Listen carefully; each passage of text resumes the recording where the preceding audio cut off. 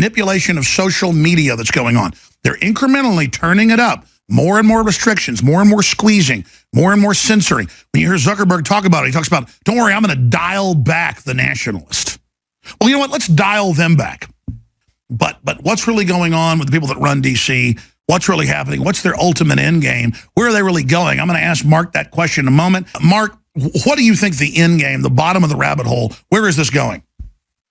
Ultimately, they're paving the path for this planet to be ruled by an entity, a demonic entity, the counterfeit Christ.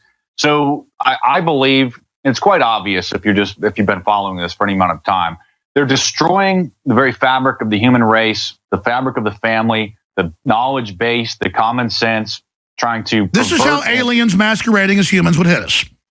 This is an entity destroying the human race to create so much chaos so that people don't know the fact from fiction, so that when this entity arrives or is manifested through his chief humanoid type of servant, the Antichrist, and announces that he's God, he will announce really that he is Lucifer, that he is Satan, here he has overthrown the kingdom of heaven. You're seeing Bible prophecy being fulfilled, and it's going to be this liberal supposed utopia. And any conservatives, any Christians, anyone who is trying to point out or stop or slow this kind of poisoning and destruction of the human race will be targeted for termination. Absolutely. They're going to have super high-tech drugs. They already have them that are synthetic, that quote, don't have any side effects, but takes your will, wire heads, plugging in. I mean, people are going to sell out to this.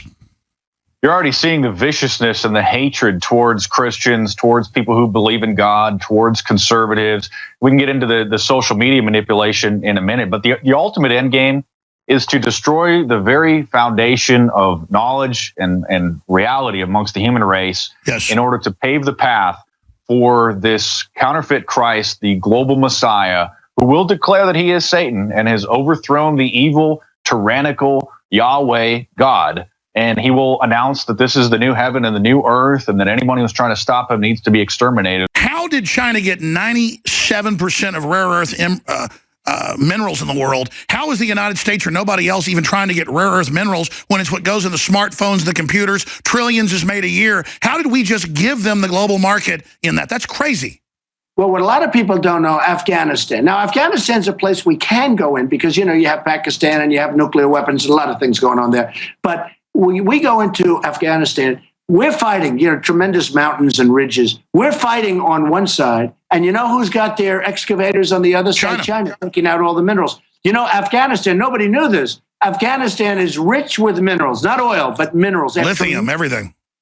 And China is taking out all the minerals. And here we are fighting. We have trillions, we have like $1 trillion in Afghanistan, and we get nothing out of it. And we're going to end up leaving and keeping a couple of thousand soldiers there and this and that. We get nothing. China is taking out the minerals. They're the buyers, the big buyers at very, very low prices of, as you know, of the oil in Iraq and probably in Syria. But China is a big buyer of the oil. I say hit the oil, but we should keep the oil. In other words, we should keep. We'll get ExxonMobil. They'll go in. We'll get other of our oil companies. We'll get some of the great oil companies. We bid it out. We should keep the oil. You know, in the old days, to the victor belong the spoils, right? We don't have that. We go in, we fight a war, and we leave. We get nothing, except we get death and we get deficit. That's all we get.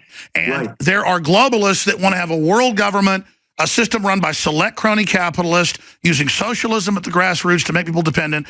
And I've talked to not just high-level folks that have been in government that are on your team, but separately high-level people in government currently that say there's an internal war going on and that you're a manifestation of that. I don't want to get anything inside baseball with you, but I already know the inside baseball. I know now from top people that you actually are for real and you understand you're in danger and you understand what you're doing is epic. It's George Washington level, and you understand that office. So I want to tell you right now, can you speak about the war for the soul of this country that's happening right now and really tell people what's happening? Well, I think that if we don't get it right this time, I think this is going to be the most important election our country's ever had. I mean, you'd have to say George Washington is right there. You know, the couple of pretty important elections, right? But this is certainly in the modern era, this is the most important election our country's ever had.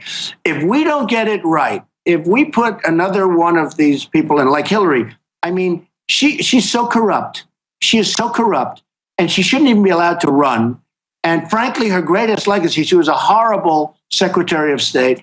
If she runs, I think her greatest legacy will be that she got out of the email scandal. That's what I think. It'll be one of the greatest jobs I've ever seen of getting out of a scandal, because General Petraeus and many others, I mean, their lives have been destroyed for doing 5% of what she did. Promise us that you're not going to drop out at the key moment, keeping all the other Republicans out of view, and then Hillary races to the head or Jeb Bush does, because as you know, folks are claiming you're a Clinton operative.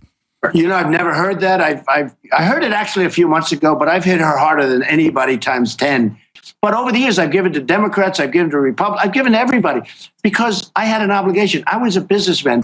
Yeah, as a businessman, you couldn't have even functioned if you don't get along with these people. Yeah. For example, in New York City, it's 95% Democrat. I mean, if I didn't get along with the Democrats, I wouldn't have one building. I'll tell you, I'm signing autographs and stuff. And she said, Mr. Trump, I'm voting for you 100%. But are you, this whole concept of making it rich, it sounds so crass. I said, you know what, it might sound crass, but if we don't make our nation rich again, if we don't take back our jobs from all these other countries that are ripping us, and if we don't take back our money, and if we don't, balance up our budget, at least get it damn close and soon, we're not going to have a nation anymore. We're a third world country, Donald Trump.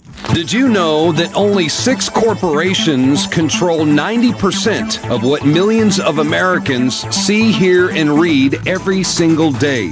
It's the illusion of choice. Think about it. The mainstream media is owned by only a handful of mega corporations with vested interests. But on the other hand, the internet is an interconnected network of billions of sources. So you can research information for yourself from multiple sources, or you can blindly accept what you hear or read in the mainstream media, never questioning what you are being told. This gives you a false sense of reality. I mean, do you actually know what you think you know? Or have you been programmed to accept someone else's version of events? Think about it. This is Darren McBreen, and I want you to break the matrix at Infowars.com and PrisonPlanet.tv.